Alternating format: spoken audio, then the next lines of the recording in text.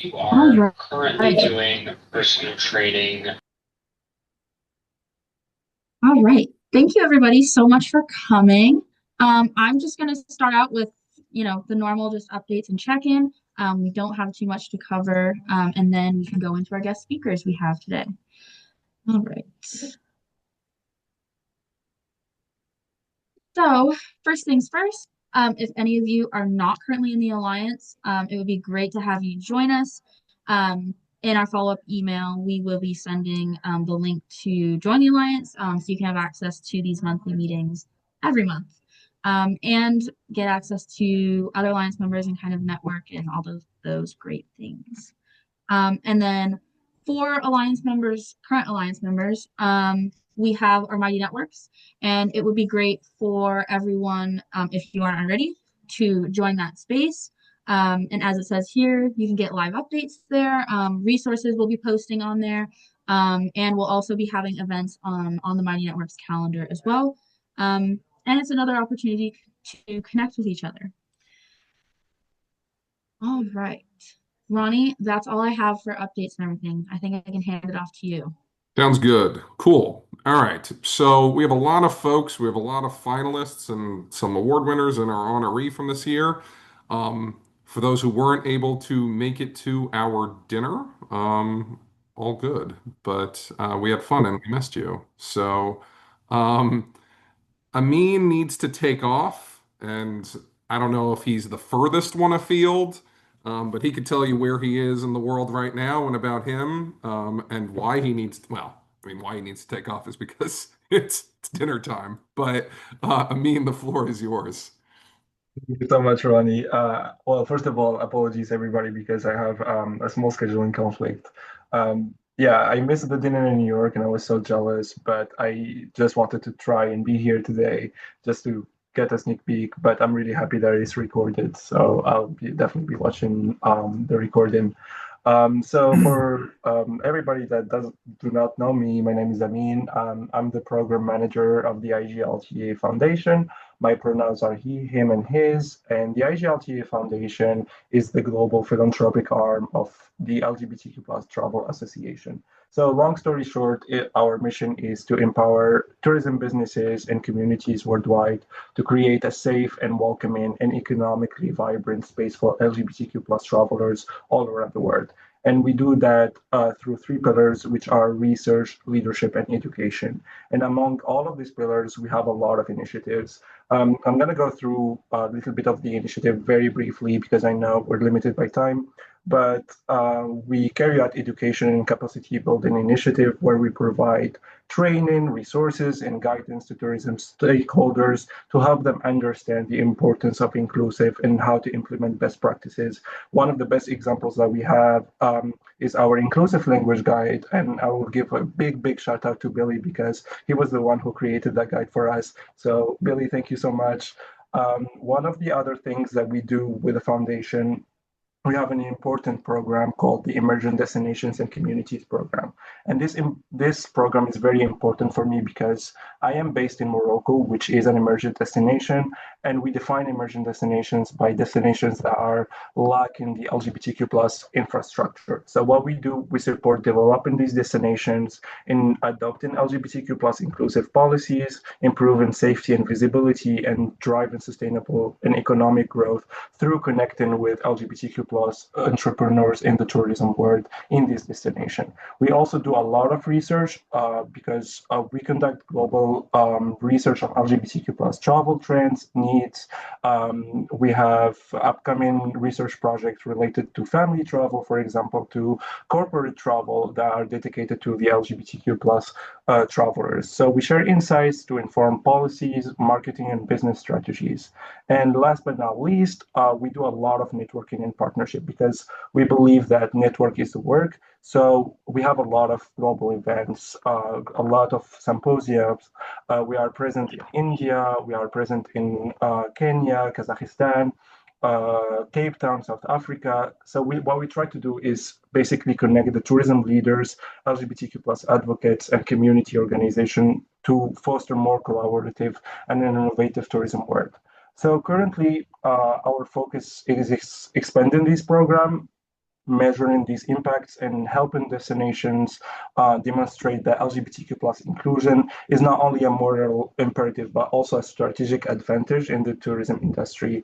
And looking ahead, we aim to scale our work to more countries, support more emerging destinations, support more people like me. I was just an intern when I started with the IGLTA Foundation in Morocco. So it's my duty now to spread that message and tell people who are like me in the closet in emerging destination that you can make it happen through hard work. So thank you so much, honestly, for this opportunity, Ronnie. Thank you, Travel Unity.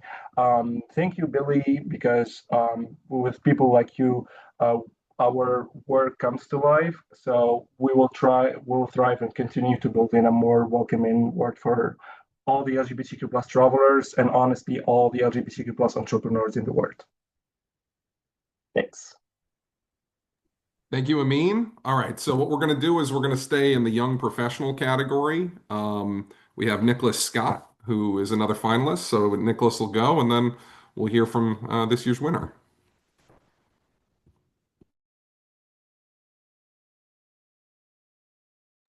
Hello, everyone. As Ronnie said, my name is Nicholas Scott. Thank you for having me here today. And I am currently situated in Barbados. I work with the Caribbean Tourism Organization as a technical assistant, and I focus mainly on our youth initiatives, so mostly in the tourism education and awareness space. I would have just launched and worked with my team on our inaugural Next Gen Showcase, so the Caribbean Tourism Organization Regional Next Gen Tourism Showcase. It's a mouthful, and this would have happened in New York City. I would have worked with Ronnie as a partner. He would have assisted me in curating some of the activities for the students we would have had. But before I get to that a little bit more To about the clarify, Caribbean Nicholas, when you say would have, you mean this all happened. happened, yes. Okay. But before I get to that, I'm gonna just a bit about the CTO, should anyone not know about what we do.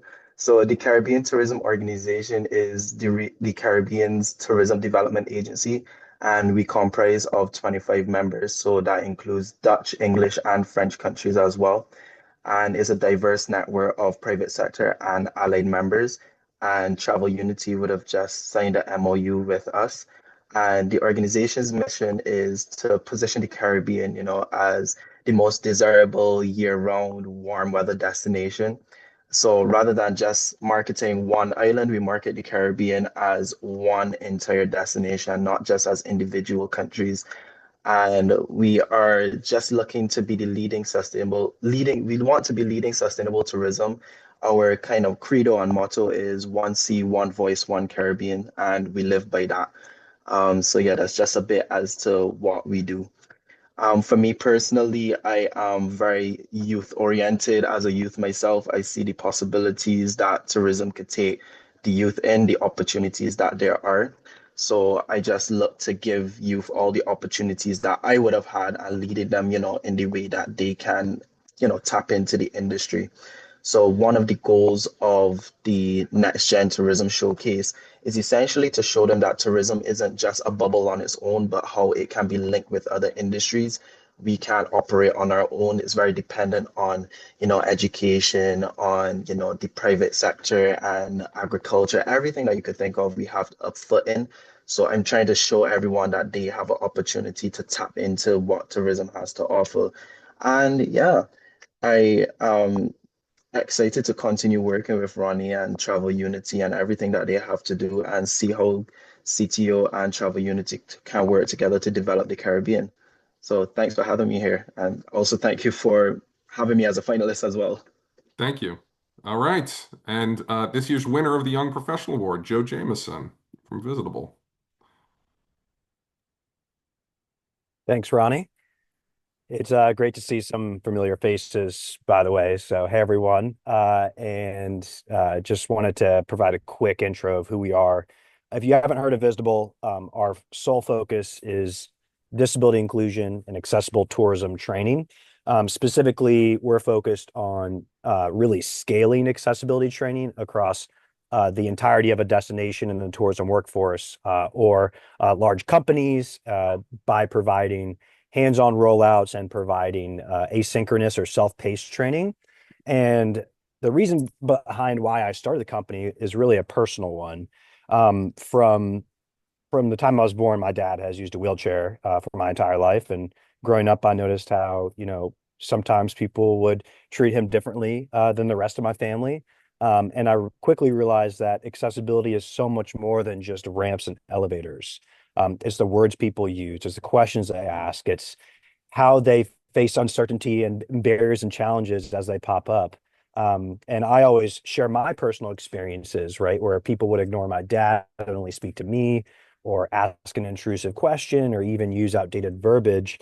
And we're all in this industry because we're all in the tourism industry because we want to be hospitable. We want to be welcoming. And sometimes when these mistakes are made, it's not because the intentions are bad. It's because people don't know what they don't know.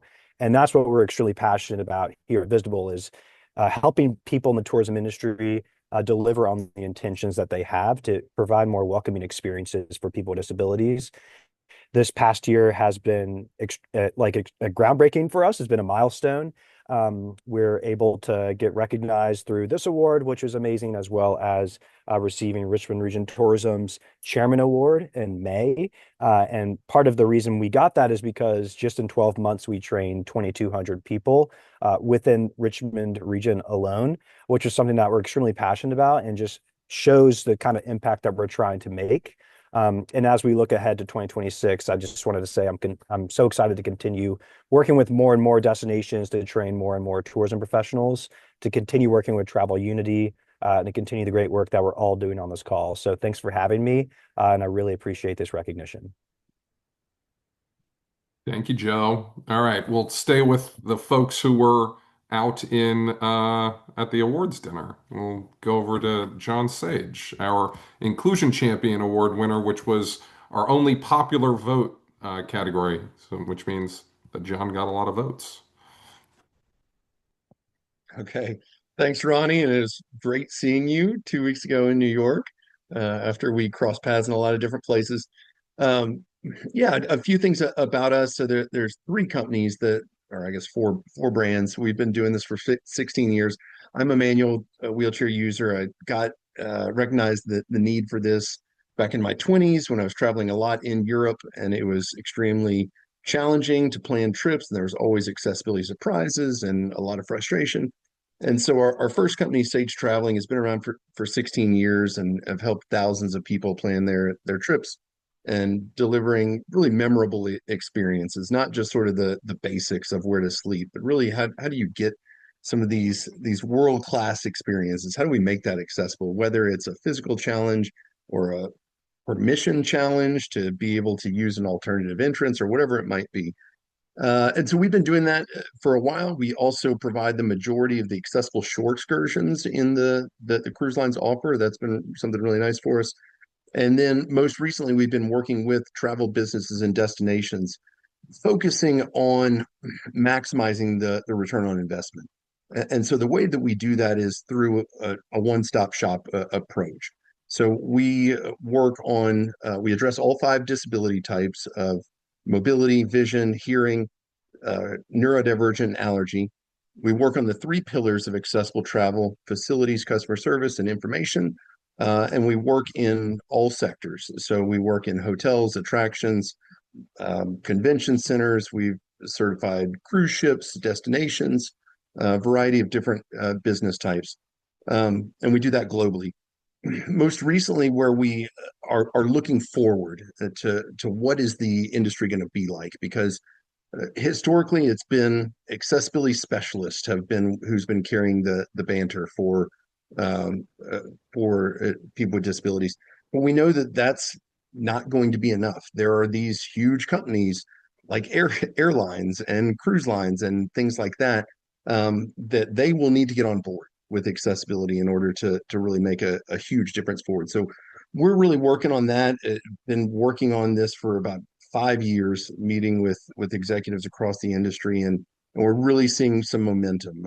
We feel that accessibility is going to follow the footsteps of sustainability in many ways, except it will I think there are learnings from sustainability, which has been a very fragmented approach. And so I do think that the progress we make in the next few years will be more substantial than the progress in the last 20 years. And I'm really excited and really appreciate receiving this award. And thank you, Ronnie, for everything that you do. Thank you, John. We have Arturo from Wheel the World, which was this year's honoree at our awards dinner. Hi. Thank you so much, Ronnie. Good morning, everyone from San Francisco. Bear with me if I start coughing. I've been a little bit sick from all of these trips. I was at a dinner, which was an amazing evening with everybody there. Then I went to Portland, and I don't know, I got something along the way. So here we are. It's been a crazy year for us. Um, we started the company back in 2018, and a lot has happened since then. Um, Will the World started as an online travel agency, a little bit related towards the outdoors. My connection to disabilities, because I don't have a disability, is one of my very good friends, who is our CEO. Had a dream to visit one of the best destinations in Chile, Torres del Paine National Park. So we ended up figuring out a way on how to hike with him over there. Long story short, our story went viral, and from that moment, we realized that we needed to fix the problem that we were fixing as a group of friends, but for other people, right? So we launched wheeltheworld.com, where people with disabilities or accessibility needs or their companions can search and book trips all over the world with accessibility verified. We have helped about 26,000 people to travel the world. From just booking an accessible hotel room in downtown Rome to like joining a multi-day trip to a crazy place like Costa Rica. Those are the types of things that people can actually book on our website. And about 3 years ago, we started working very closely with destinations across North America. We're creating this flying wheel where we're connecting the supply with the demand, right? So we are building the accessibility data layer for the travel industry. And we are able to make sure that those folks that want to visit somewhere new, that they have all the resources and all the information that they need to take an informed decision. That's our philosophy. It's not about judging, because the world is much more complicated than that. It's not about having a binary approach, like, are you regulation compliant, yes or not? At the end of the day, our philosophy is about, let's empower the user, let's bring the information all the way to the front so that they can actually decide if that's going to work for them or not. And throughout these past 3 years, we have been developing a lot of technology to help destinations and hospitality businesses to improve. Also, we have accessibility support guides, we have a training platform, we have different tools that they can use also to go to market. Accessibility landing pages. We just recently launched an API to display accessibility data in their own websites, an AI chatbot that we train based on the data and the information that it's available from that specific destination, just to facilitate a little bit the decision making when you're planning a trip. So yeah, it's been a crazy year. We're working with about 140 destinations across the US, and there's still a lot of work to be done. Hopefully, this is just still part of the beginning, and we're super grateful of having the opportunity of getting this honorary award. So thank you so much, Ronnie, and the whole Travel Unity team. Thank you, Arturo. All right. Are you ready to go, Allie? Hi. Hi, everyone. Oh, sorry.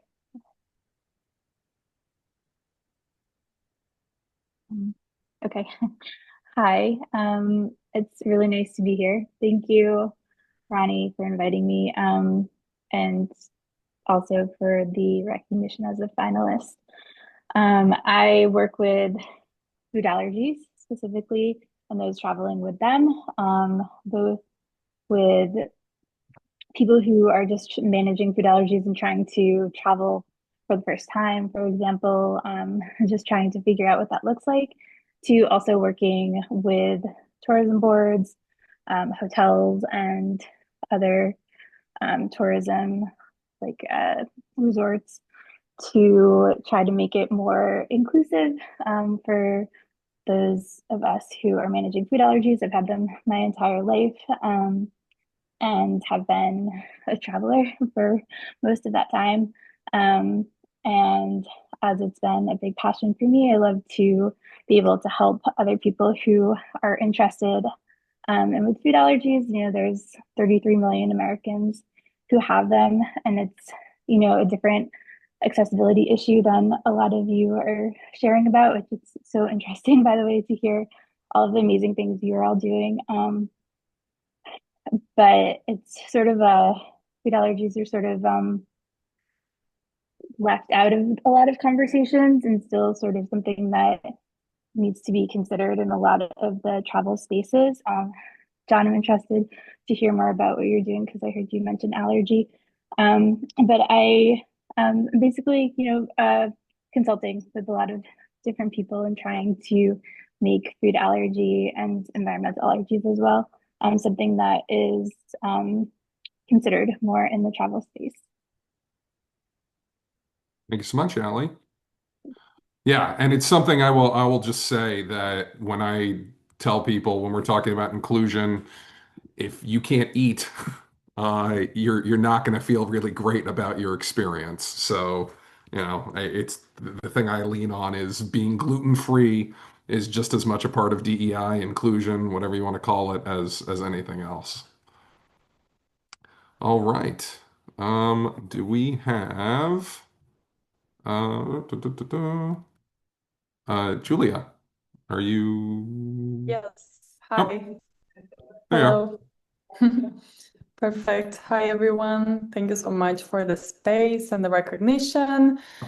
I'm Julia Cohen Ribeiro. I'm the Afro-Tourism Director of Lunfada Travel, that is a sustainable and intersectional travel agency based in Buenos Aires, Argentina. I'm now in Buenos Aires. Hey, Marty. So what we do here and my work is our aim is to visualize all the Black culture and the Black legacy of our country that is being thought of as a white and European country, although we are Latin Americans, and our identity is constructed by the mix of the indigenous, the European, and the Black culture. So what we do is think of tourism as a tool of social transformation, and we challenge all those myths about our country. And 5 years ago, we created the Afro-Argentine Heritage Tour, and nowadays we have a whole platform of Afro-tourism here in Argentina. And as an intersectional agency, we also work with LGBTQ tourism, with Jewish tourism, and also with tourism for kids, for thought for childhood, right? So we also intersect all the sectors in what we do, and we've done tours that are Afro-LGBT as well. And besides the tour, we also create itineraries that can connect the Afro-Argentine community with the diaspora. And we have created with the community candombe workshops. Candombe is the Afro rhythm from Argentina and Uruguay. Art workshops and lunches with the Cape Verdean community from Buenos Aires as well. So this is a platform to connect this community and also bring like the dollars of tourism to this community that also needs this impulse to grow and to become even more visible. And we've been expanding in the last years. We connected with the Black Travel Alliance. That's where I know Marty from. She's been our collaborator Sorry, there's movement in our office.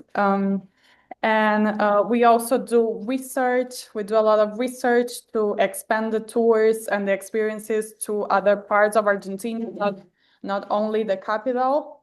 And we also are creating even more Black-centered experiences here in Buenos Aires. And I'm also in our office, but this is also the first Black artists and entrepreneurs store in the country. So we've been also thinking about the entrepreneurs and creating like a Black economy here in Buenos Aires in Argentina.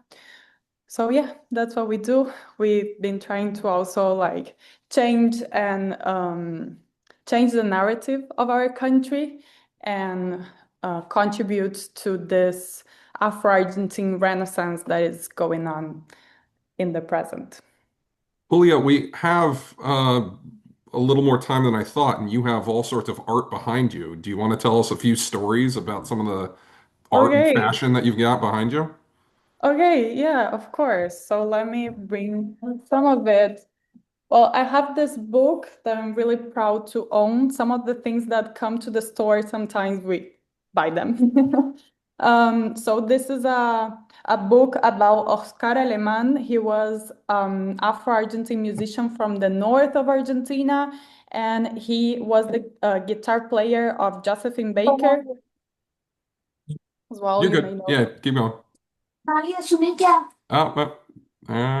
Muted. You're good. We're good. Yeah, no, keep going. Yeah. We have this designer that is Afro-Colombian. Her brand is Africania, and she does like scarves and head wraps as well. We have um, Afro-Argentine art. This is Maga. She's an Afro-Argentine activist and a painter as well. And here I have as well the information from our tour. This is some of the images we show. And for example, we talk a lot about the candombe and the Afro-Argentine Carnival. This is Buenos Aires in the 1960s. And this is something that is also part of this Renaissance. We've been like bringing back like the Black Center parties. So nowadays, Buenos Aires has 3 Black Center parties. We also talk about, Sankofa, the adinkras, the symbols that are all over the Americans, all over our continent on the gates, like the iron gates. And this is like an African symbol that our ancestors left while they were doing the hard work here, and is something that is a symbol that we can use to trace back our memory. So there's a lot we talk about, and let me show you something that is part of this change that we've been living. That is this 10,000 pesos money bill that has a Black woman on it. This is Maria Remedios del Valle. She is the Black heroine of our independence wars. She was a Black woman that was born in the same neighborhood that I'm in, San Telmo, that is one of the most historical neighborhoods. And she fought in our independence wars. And nowadays we have a National Day of the Afro-Argentines and Afro culture celebrating her. So this is part of the change that we've been seeing, that all this culture and this history is becoming more visible, more recognized.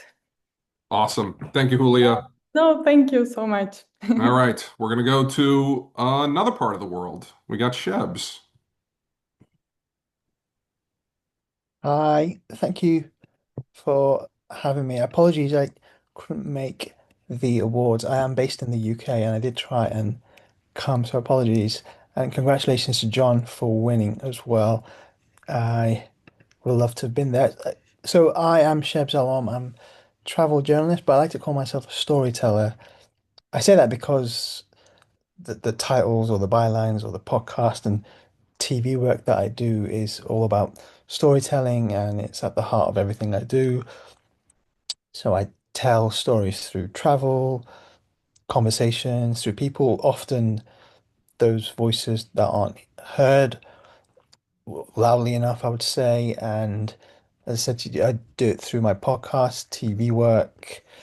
I identify various different topics that I feel as though aren't covered throughout travel media or media in general. And I'm also delighted to say one of the pieces that I wrote about, it was about halal travel, which is a big boom within the UK and around the world anyway. And I was awarded a diversity, celebrating diversity storytelling award this year at the British Guild of Travel Writers, which was I was over the moon for. So yeah, mainly my work is based on, it's not just based on trying to show people what people are missing out on, but I try and diversify it as much as possible because it's something that I'm interested in. And yeah, I think it's a great way of showing the world what people are missing out on. And yeah, there's other stuff that I've done this year as well. So I was part of a, I don't know whether you can see this, in this book. I am one of the contributing writers. It's called 65 Years Around the World in 65 Years. It's done by Brad Guides, and yeah, that's about it really. But Thank yeah, you, apologies I Shannon. couldn't be there a couple of weeks ago. We missed you, but we understand. It's a bit of a jaunt. All right. You had a shout out before, Tamika and Richmond Region Tourism. Yes, hi everyone. Tamika Jefferson. I'm the diversity manager here for Richmond Region Tourism. First of all, I am sorry that I also couldn't make the awards. I was actually on my way to Dominican Republic where it was warm but snowing here in Richmond.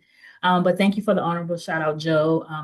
I appreciate that. Is one of many DEI programs that we have under our Richmond Region Tourism Foundation. And specifically, I manage our Black RVA and Out RVA programs. I'm excited about coming in January because Out RVA will have 7 advisory members who are volunteering from the community and from the LGBT community. And so I'm excited about seeing where we're elevating our Out RVA program. It is going on 12 years in 2026. We just celebrated 6 years this year for Black RVA with the Black RVA Community Awards that is now going on its 3rd year. So that is one of our signature events for Black RVA. So we have several programs. I'm not sure if you all are familiar with any of them, but you can certainly go to visit BLK RVA on social media or just to our website. And the same thing with our LGBTQ program at Out RVA. Hi, Marty, for the shout out in the chat. I see you. But yeah, we do a lot of things, just making sure that we're connecting with local businesses in both of those communities, that we're highlighting cultural events in those communities, giving money back, whether it's through scholarships for higher education or to sustain events so that our visitors can have many, many things to do here in the Richmond region. And so I'm excited about continuing the work in 2026. And thank you all again for nominating us as a finalist. Thank you, Tamika. I saw Dr. Sweetie, but it doesn't look like she is here now. Are there any other finalists or award winners that we missed? I think we covered everybody, but if we missed anybody, let me know. All right. Any questions or things people want to discuss with this fairly prolific group of folks we have here? Or alternatively, I see lots of folks spreading love in the chat. Is there anything for those who've worked with some of these folks that you want to say to recognize that work? Yeah, so I was going to say, Ali, it's great to finally meet you. I have an issue with dairy, unfortunately, everywhere that I go. And so dairy around the world, so other parts of like maybe Europe is okay, but especially in the States or Canada, I came to early this year, they're not great with dairy. So yeah, I totally understand your, it sounds like you've got issues with quite a lot of allergies within food itself. Yes, thanks for sharing that. Yeah, dairy can be very tricky for a lot of people, especially I think uh, it's confusing for people to connect that butter is also dairy and eggs are not.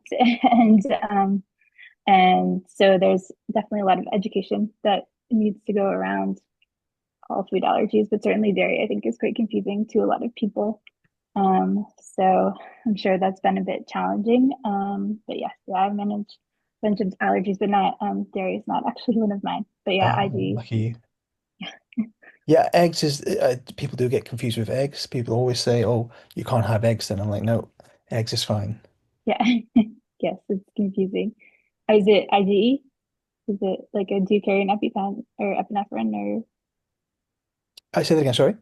do you carry epinephrine? Is it like No, a so oh, I just it's an intolerance. So if I can't if I have it, then I get really bad stomach aches, and then it's terrible. So I had it. I was on a press trip a couple of years ago in Greece. I didn't realize they had feta cheese in one of the food, and next thing you know, it's like, oh no. So, but it was fine in the end.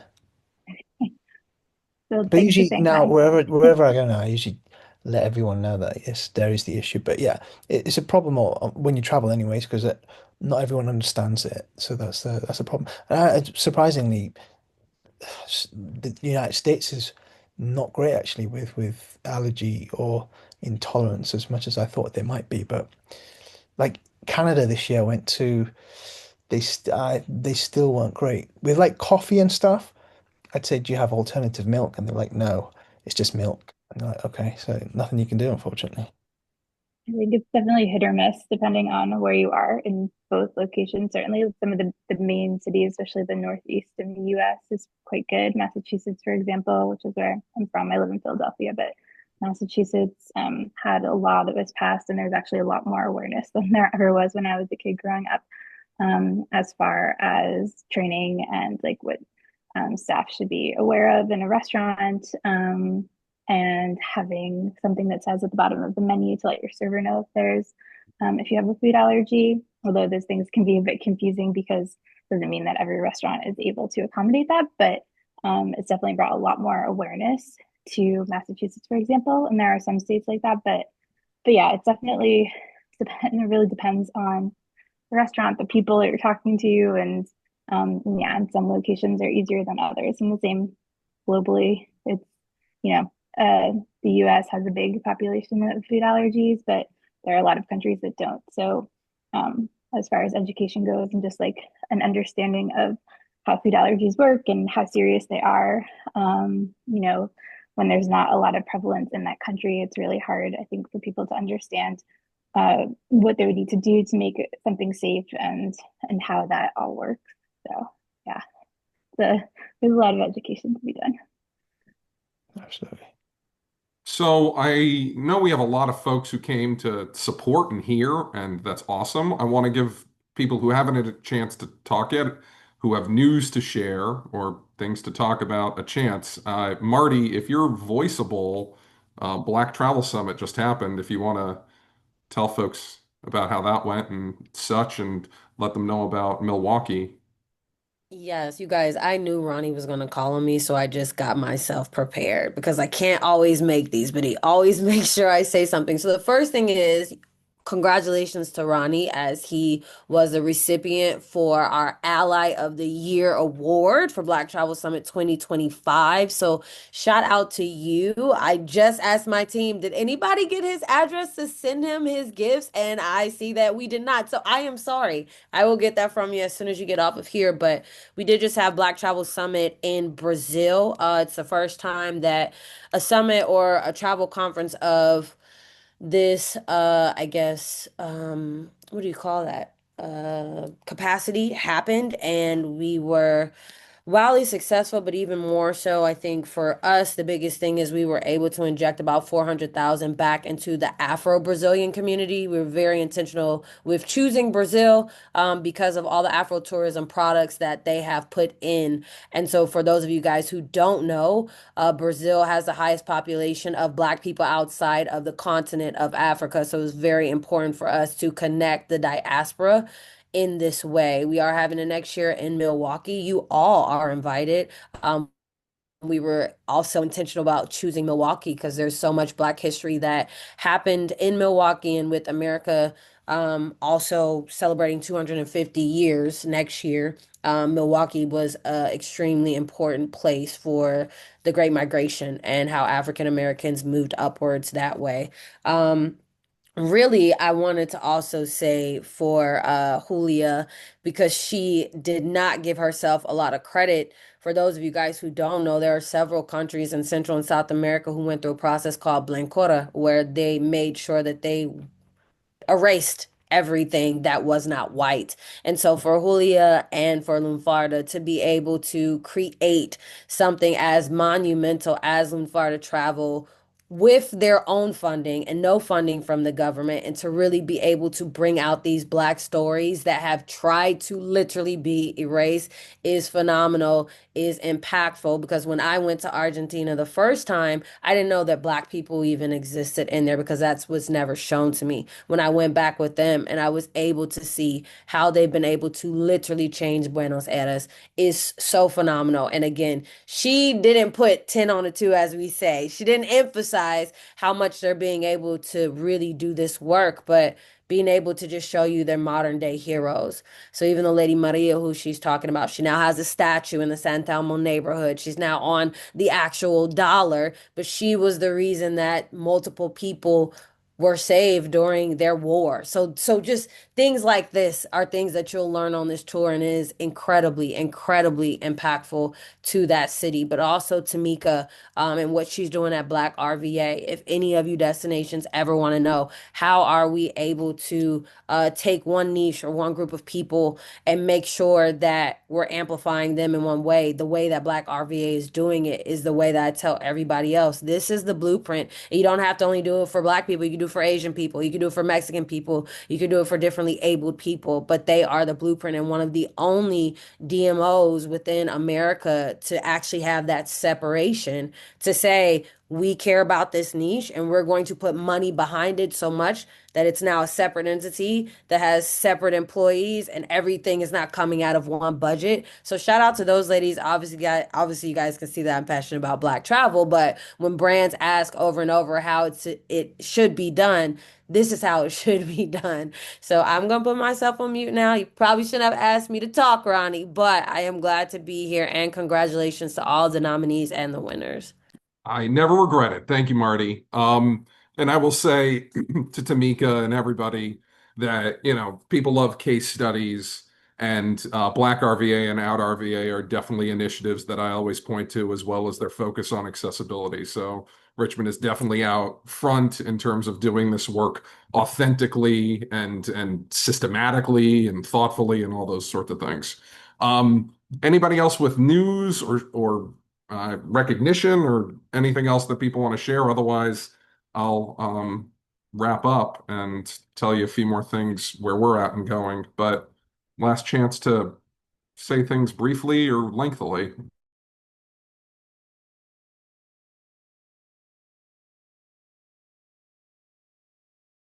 Okie dokie.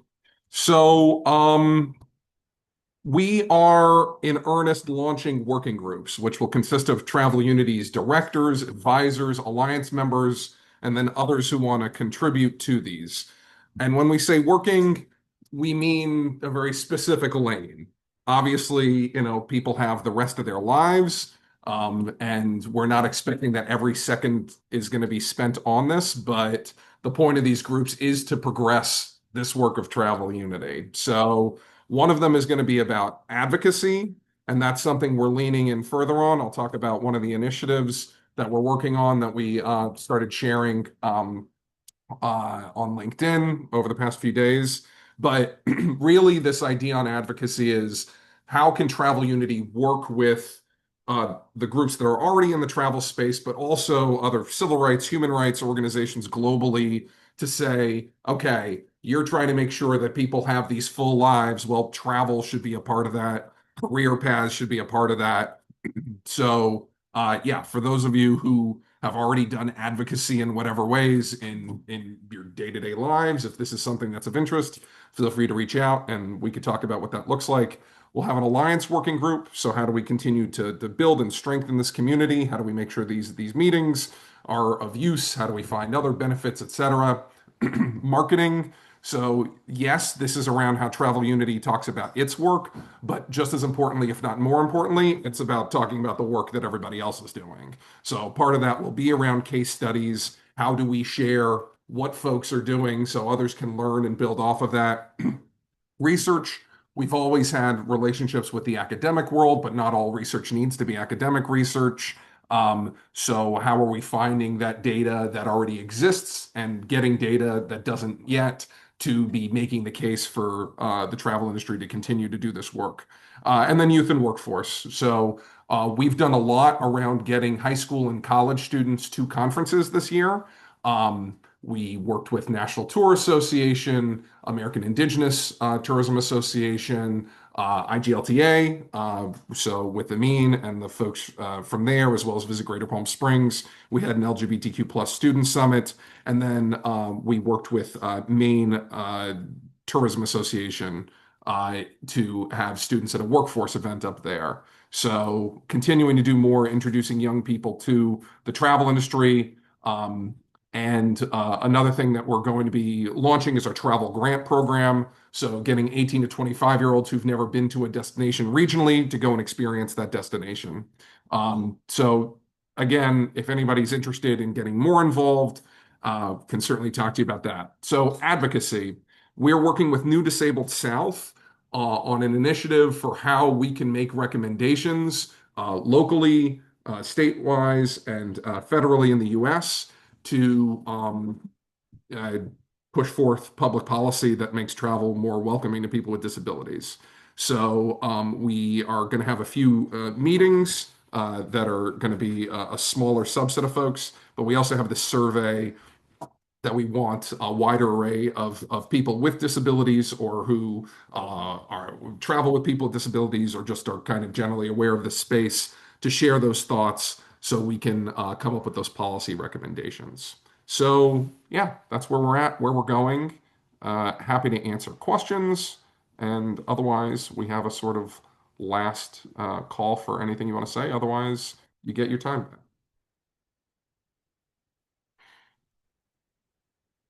Cool.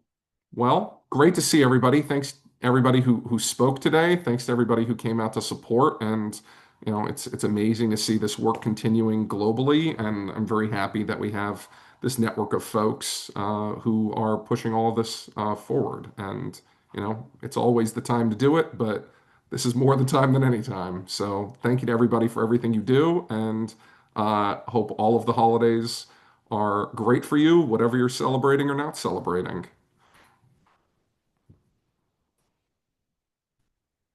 Bye. Bye, everybody.